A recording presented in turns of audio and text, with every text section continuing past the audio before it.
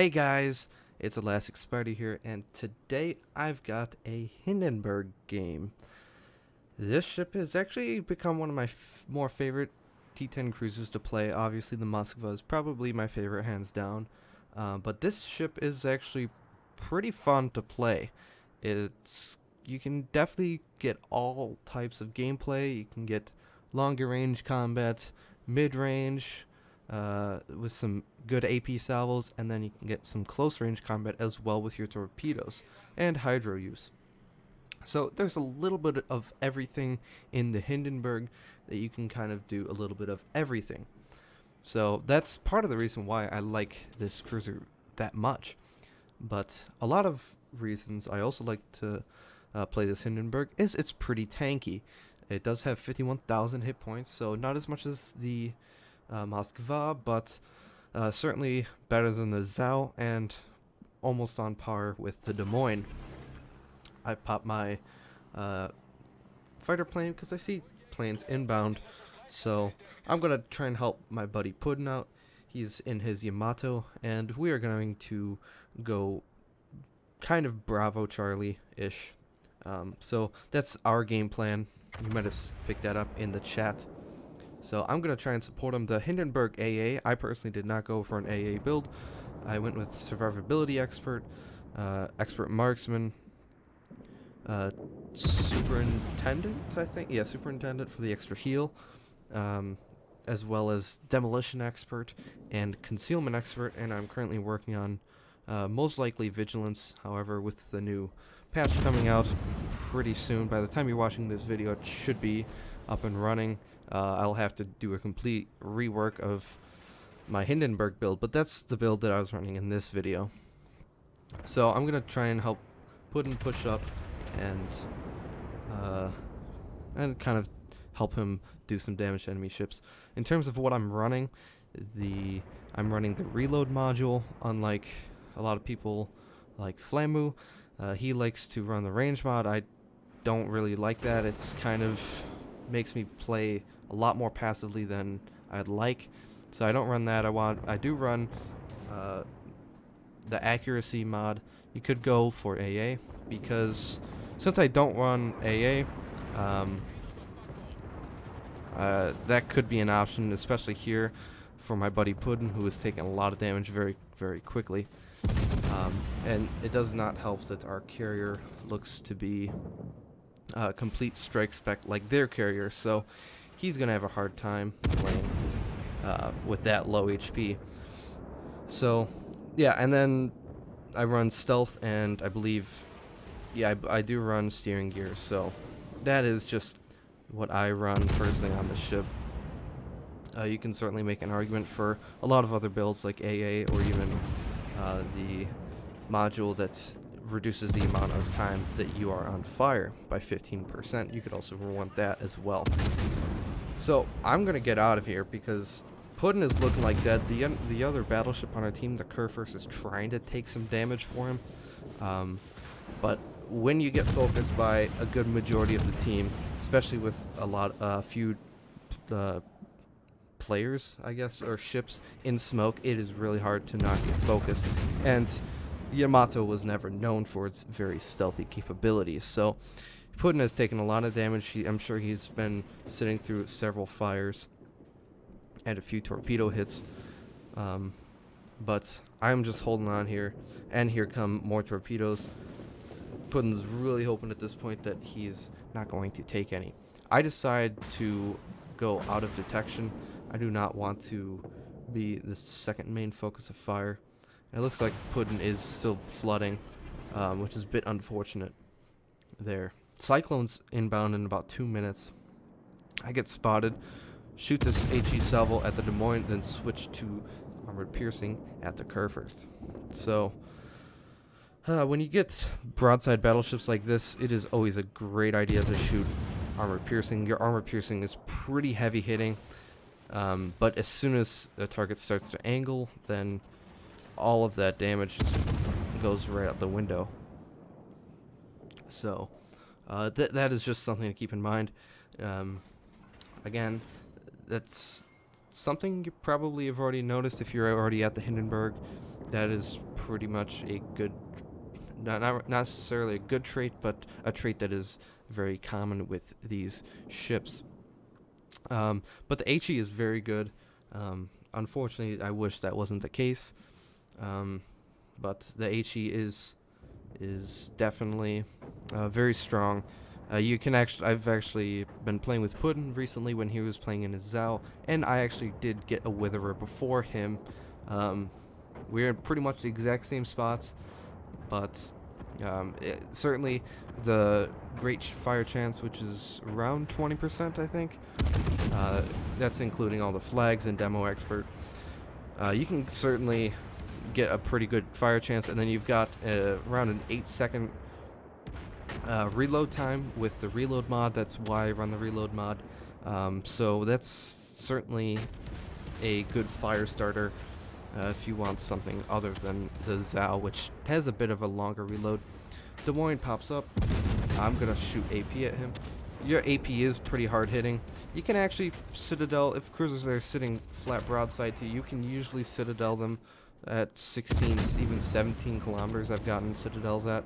So AP is certainly not weak when given broadside, but granted that they are probably turning unless they're completely oblivious to what is going on.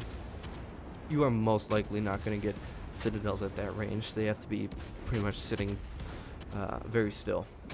Oddly enough, you can get Citadels on battleships as well. I've done it to the Amagi a few times, as well as I think a Kerr first actually.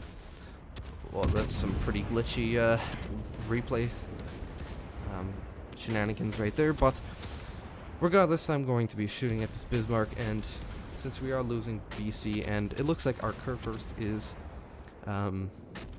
pushing in to C, I'm gonna say let's go. I'll go with you. I've got Hydro. I can kind of protect you against planes and somewhat against destroyers for the most part. Hopefully this Minotaur comes with us. As you can see, we shot down those planes pretty quickly, or I should say he. Certainly have them selected by control and then left clicking on the planes. The First is a very good ship to push into caps with just because it's got Hydro and it's got amazing secondary, so that is definitely the reason why you want to push in there. And since I've got my Hydro, we have basically nothing to worry about. His Hydro is amazing and mine is pretty much the exact same. I'm trying to keep my my ship and the Kerr first in between me and him. I'm trying to keep the island between me and the Kerr first just because I don't want him to be shooting at me as well. Having a Bismarck shooting at me and potentially North Carolina is a lot, but unfortunately I was not able to turn enough because of the Kerr first next to me, so I'm gonna have to pop my pop my Hydro and then pop my torpedoes and take some damage. But as you can see, most of those shells bounced, maybe got one penetration or a couple overpens, but my torpedoes are out. They're gonna kill him. The Kerr first shoots him for a solid 20,000 damage, but oddly enough, that was a pretty good torpedo belt. I expected to kill him with the first salvo, but that's okay. Okay, so going to be pushing on this Bismarck, trying not to pull a Nazi, run aground. That would be slightly embarrassing. Aiming directly at the hull, you can get a lot of damage. 5,244, I think, to be exact. So I'm already at 99,771 damage. Got some very good examples of long range, medium range, and close range combat, but there's more close range combat. Some planes pop up, so they're going to have to drop pretty soon. North Carolina, 2 North Carolinas appear. I'm going to be shooting at the superstructure. Looks like they're getting focused on the Kerr first. So I'm going to try and get as far to the right as possible. I switched to HE briefly there just to try and set a fire, and they were also angled directly at me, so that I was not expecting a lot from my AP.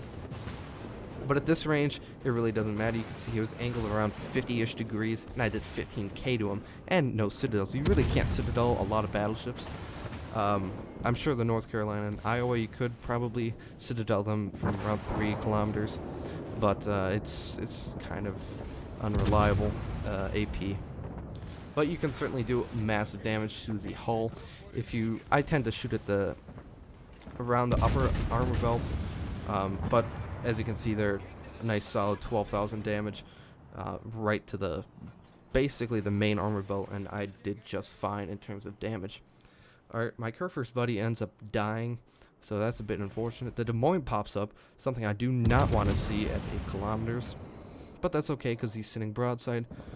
I wish I would have gotten another citadel there. I really should have landed a few more shells from that range. Try and get my rear guns into play, but he's already angled too much. As you can see, 3 bounces. So I'll just switch to HE and burn him down. Another tactical beach on this North Carolina. No big deal.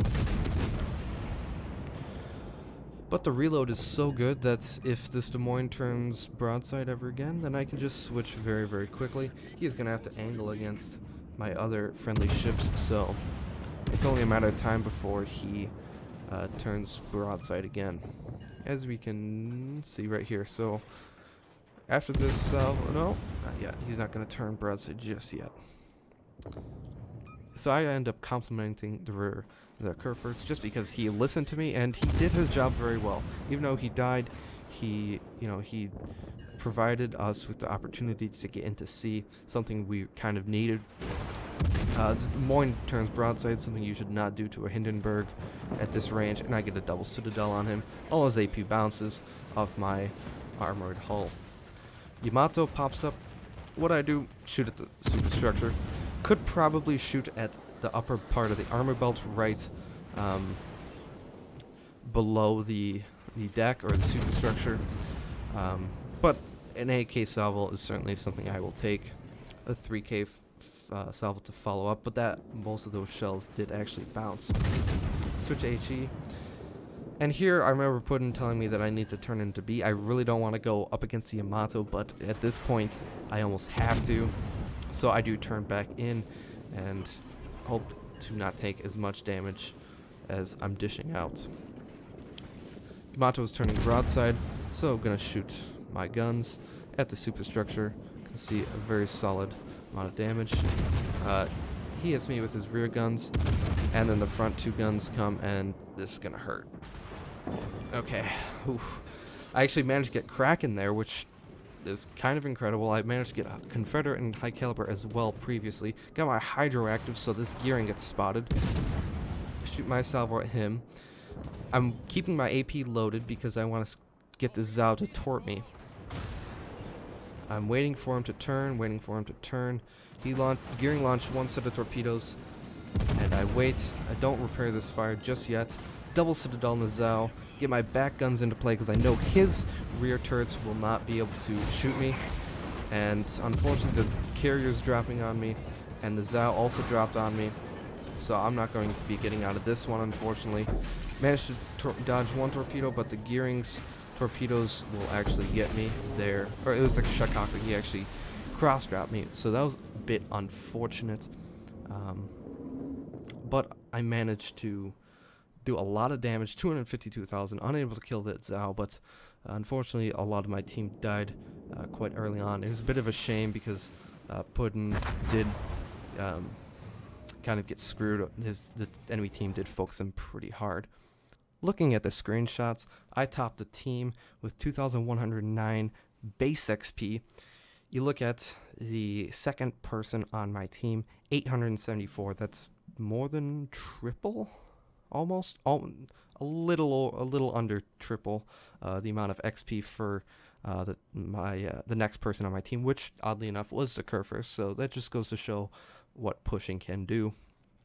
But I actually even do better, about 400 points better to be exact, than the enemy top player, the Gearing, who also managed to get 3 kills. So I certainly did amazing, not to brag, but this just goes to show how bad kind of the rest of my team was. Again, Putin kind of went out pretty early, but that was not any fault of his own. So it's a bit unfortunate. Here's my damage distribution. You can see 153,000 damage from my AP shells, 38,000 from my HE. Torpedoes did a nice solid 31, and secondaries 429, as well as fire for 28,000. So a little bit of everything with this Hindenburg. And then finally the credits. I actually, if you look at the personal score, 1,210,000 credits. So, and I ended up going away with 991,000. I don't believe I got any. I don't believe I got any challenges either. So, this is, of course, I got the Gamescom flag. You can see my modifiers there, but 691,000 credits earned. So this is certainly an amazing game. I hope you guys enjoyed this video, even though it was we ended up losing, so it was a bit unfortunate in that respect. I hope you guys enjoyed this gameplay. Hope it kind of helped you guys realize how good the Hindenburg is. But anyways, I will see you guys in the next video.